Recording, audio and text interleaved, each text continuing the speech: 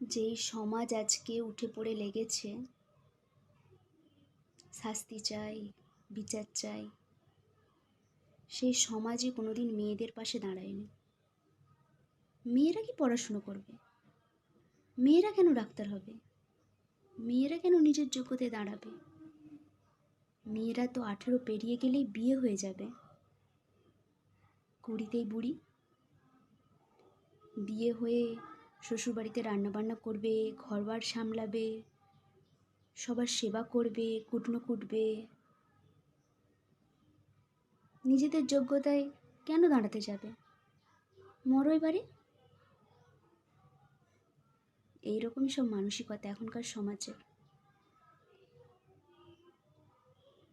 মেয়েদেরকে নিজের যোগ্যতায় দাঁড়াতে নেই, তাদের কোনো যোগ্যতা থাকে না।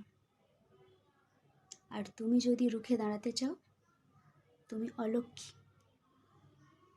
তোমার মধ্যে কোনো সংস্কার নেই, তোমার বাবা মা তোমাকে শিক্ষা দেয়নি।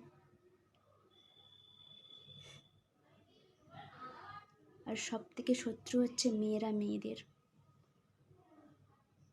তারাই তাদের পাশে নেই। এটাই সব থেকে বড় সত্য।